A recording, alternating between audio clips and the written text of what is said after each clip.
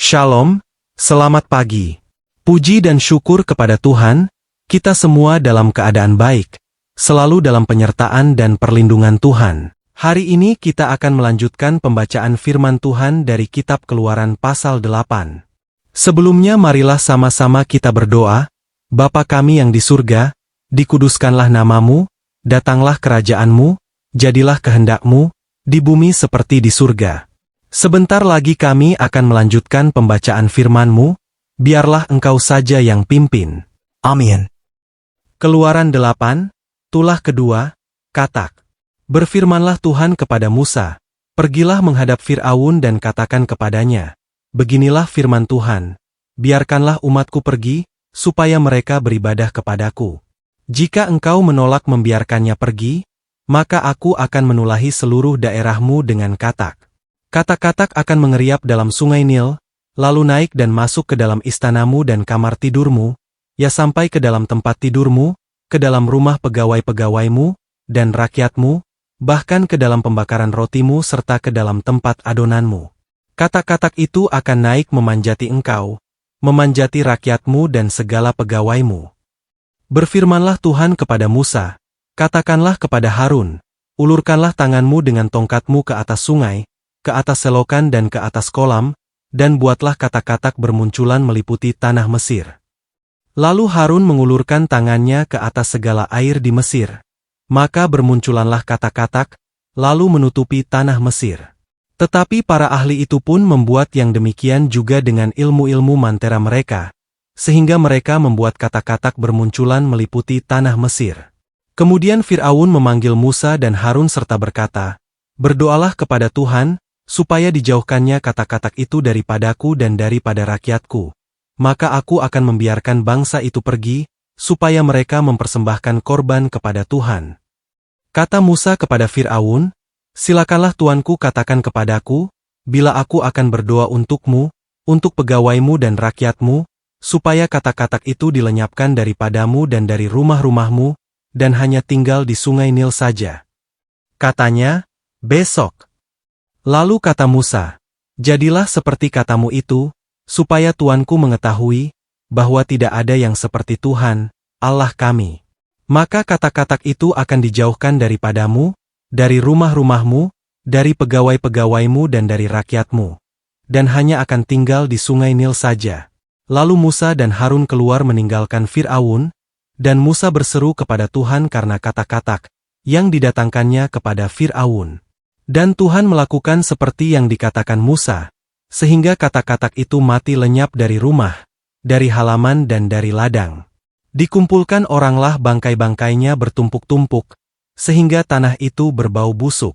Tetapi ketika Fir'aun melihat, bahwa telah terasa kelegaan, ia tetap berkeras hati, dan tidak mau mendengarkan mereka keduanya, seperti yang telah difirmankan Tuhan. Tulah ketiga, nyamuk. Berfirmanlah Tuhan kepada Musa, katakanlah kepada Harun, ulurkanlah tongkatmu dan pukulkanlah itu ke debu tanah, maka debu itu akan menjadi nyamuk di seluruh tanah Mesir. Lalu mereka berbuat demikian. Harun mengulurkan tangannya dengan tongkatnya dan memukulkannya ke debu tanah, maka nyamuk-nyamuk itu hinggap pada manusia dan pada binatang. Segala debu tanah menjadi nyamuk di seluruh tanah Mesir. Para ahli itu pun membuat yang demikian juga dengan ilmu-ilmu manteranya untuk mengadakan nyamuk-nyamuk, tetapi mereka tidak dapat. Demikianlah nyamuk-nyamuk itu hinggap pada manusia dan pada binatang.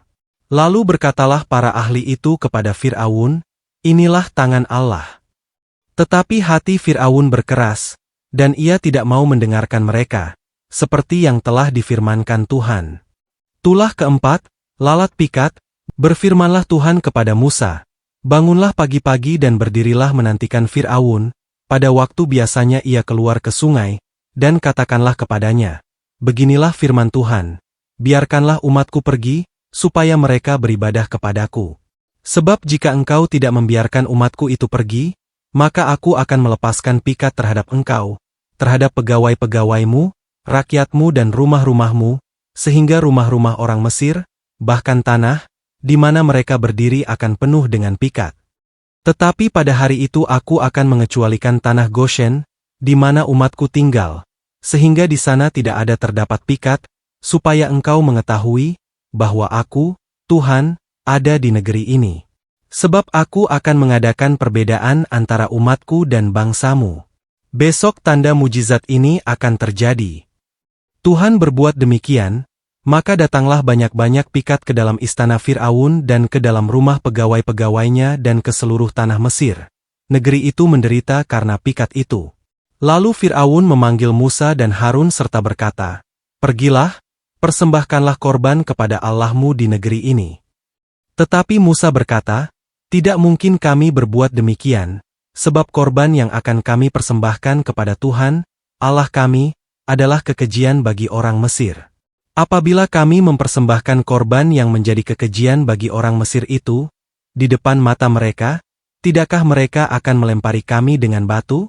Kami harus pergi ke padang gurun 3 hari perjalanan jauhnya untuk mempersembahkan korban kepada Tuhan, Allah kami, seperti yang difirmankannya kepada kami." Lalu kata Fir'aun, "Baik, aku akan membiarkan kamu pergi untuk mempersembahkan korban kepada Tuhan, Allahmu, di padang gurun. Hanya janganlah kamu pergi terlalu jauh. Berdoalah untuk aku." Lalu kata Musa, "Sekarang aku keluar meninggalkan tuanku dan akan berdoa kepada Tuhan, maka pikat itu akan dijauhkan besok dari Fir'aun, dari pegawai-pegawainya dan rakyatnya. Hanya janganlah Fir'aun berlaku curang lagi dengan tidak membiarkan bangsa itu pergi untuk mempersembahkan korban kepada Tuhan." Sesudah itu keluarlah Musa meninggalkan Fir'aun, lalu berdoa kepada Tuhan. Dan Tuhan membuat seperti yang dikatakan Musa. Pikat itu dijauhkannya dari Fir'aun, dari pegawai-pegawainya dan rakyatnya. Seekor pun tidak ada yang tinggal. Tetapi sekali ini pun Fir'aun tetap berkeras hati. Ia tidak membiarkan bangsa itu pergi. Amin. Makna Kitab Keluaran pasal 8 melanjutkan tulah-tulah Tuhan atas Mesir. Tuhan menunjukkan kuasanya melalui tulah katak, nyamuk, dan lalat, serta memperhadapkan Fir'aun pada pilihan untuk taat atau tetap keras hati. Berikut makna-maknanya. 1. Tuhan berkuasa atas alam dan kehidupan. Tulah katak memenuhi seluruh Mesir. Ayat 1-15. Maknanya, Tuhan bukan hanya Allah Israel, tetapi penguasa seluruh ciptaan. Tidak ada tempat yang bisa lepas dari kuasanya. 2. Kuasa Tuhan tidak bisa ditiru manusia. Ahli-ahli sihir tidak mampu meniru tulah nyamuk dan berkata, "Ini adalah tangan Allah," ayat 16-19. Maknanya, ada batas kemampuan manusia. Kuasa Tuhan melampaui segala kekuatan dunia. 3. Tuhan membuat perbedaan bagi umatnya. Tulah lalat tidak mengenai tanah Goshen tempat bangsa Israel tinggal. Ayat 20-24. Maknanya, Tuhan sanggup melindungi dan membedakan umatnya di tengah penghukuman. 4. Hati yang setengah-setengah tidak menyenangkan Tuhan. Fir'aun mencoba kompromi, izinkan beribadah, tapi jangan pergi jauh. Ayat 25-28.